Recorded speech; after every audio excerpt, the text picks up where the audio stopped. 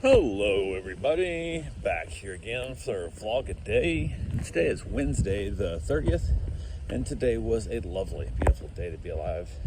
Got up this morning, decent time frame. Wife got up and around, she headed off to work. I went and jumped in the hot tub, got my little soak on there. I didn't have any dogs in the house and that, so it was kind of weird for me. I was like, this is strange.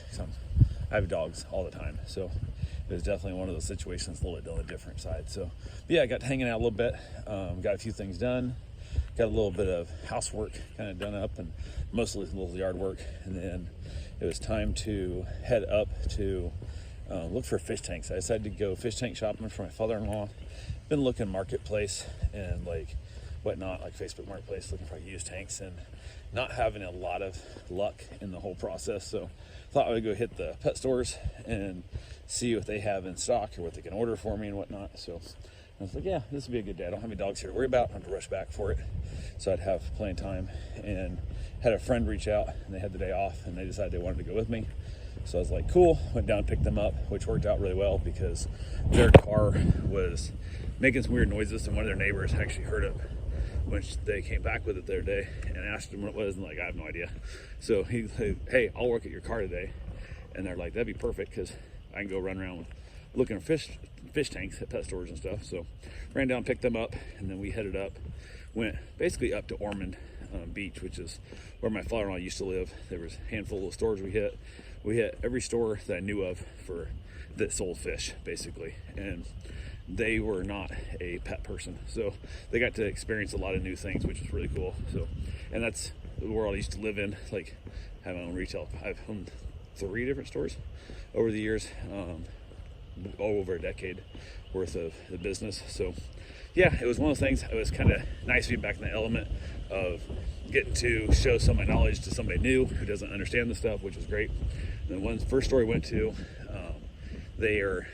they have fish also, but they're big into reptiles kind of thing. So one of the gentlemen working there seems to be on the spectrum, and just the way we talked and stuff and whatnot, he got a ball python out he was playing with, and they was like, no, like they were freaked out with the snake. And next thing you know, they wanted to touch it, and they were petting the snake and stuff, and that was cool. And they got to hold the snake, and they were like literally shaking. They were so scared holding the snake. It was so great.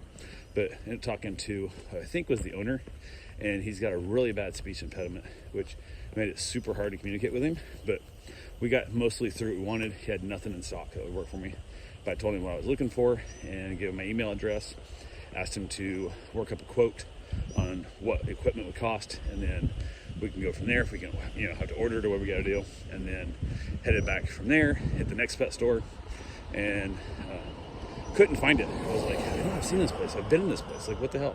And the GPS still said it was in the general area, but it's like, this makes no sense. I can't find it. It was a standalone building before, but they have recently moved into a end building, like a little strip mall, within a mile or two of their old place. And I'm thinking the old place must have got tore down to build something new, because I didn't even see the building when I drove by. And I'm like, I would have seen that by now. Like, how did I miss this? Like, it's clearly visible. But I found the place. They were actually just getting a fish order in, so they were trying to put fish away. So that brought back some memories of years ago when I was putting fish away and all that kind of thing. And it's one of those deals. They had like a couple people working there doing that, and it felt weird because I used to put fish away by myself all the time, which it was checking off stuff. They actually were buying from one of my suppliers I bought from. The supplier is actually right here in Florida, but I was up in Iowa and I was getting shipments so far, so they're saving a lot in shipping, I would assume, which is nice. So, but yeah, we chatted a little bit. Told him I was looking for a tank. He said, we don't deal with that. Another person, which I think is the owner, I'm not certain, but I think it's the owner. So she came out and we were chatting a little bit and talking, and I basically informed her of the fact that I'd had a store before and whatnot, and that she had a quote on a like regular, because he told her I was looking for a tank, and she kind of worked up it real quick. Just tank could stand, lights. And I'm like, I want pre-drilled. She goes, oh, he didn't tell me that. I'm like, well, I don't think I told him that, because I asked him about the tank, and then he said I talked to you. So we chatted a little bit, and they were kind of busy, had other people in there and stuff and whatnot. And we were chatting. I told her what I wanted, gave her my email address. She wrote down some notes, said she'd reach out to me in a day or two. I'm like, cool, not in a big hurry, but wouldn't mind getting something pretty quick here. So she was confused because I wanted to do wet dry filtration, which has like a sump in the stand, and most people do not run that with fresh water. That's almost always a saltwater only thing, but I find it's the best filtration you can get, period. So why not use it for fresh water also, because it's a biological filter. So 99% of the filtration is done by actual algae and stuff, like its own biodiverse environment. And you have your filter pads that are super cheap, and you don't have to keep buying charcoal all the time and all these filter replacements and stuff, and a lot of things that I just think is a much better system in a fish tank. So, and it's also way quieter, it's way more, you can put it right up against a wall, it's more attractive. It's a ton of stuff, and plus you get another 10 or 15 gallons, maybe 12 gallons of water in like a 20-gallon sump tank that you add to the volume. The more volume you have, the easier to maintain, so on and so forth as we go through. So yeah, went ahead, got done there, and then stopped in at the gas station to use the restroom, and I was gonna grab like a soda or something, so I always buy something if I don't buy gas, and I didn't need gas. So got there, and it was just, it's up in Daytona area, and it's just overrun, like homeless, like it's awful. And they have the entire hallway to the bathrooms blocked off, and this is like 12:30, like it's mad packed, slammed for like lunch hour people.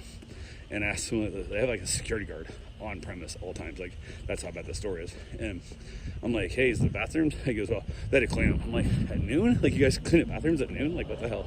So I was like, hell, I left there, went down the road to the next gas station, which was almost empty, but everybody in there was like normal people. Like, I don't know if that's the right way to put it. They seemed to be having jobs and stuff. It was just a much cleaner, much different environment in that whole store. And we were a mile and a half away. Like, it's weird how that kind of works, especially Daytona has definitely little pockets of homelessness, I guess, basically is the best way of putting it. So, but yeah, went ahead from there, hit another store, checked it out, and it's kind of it's a store that's very run down, but they had a bunch of tanks there, nothing pre-drilled.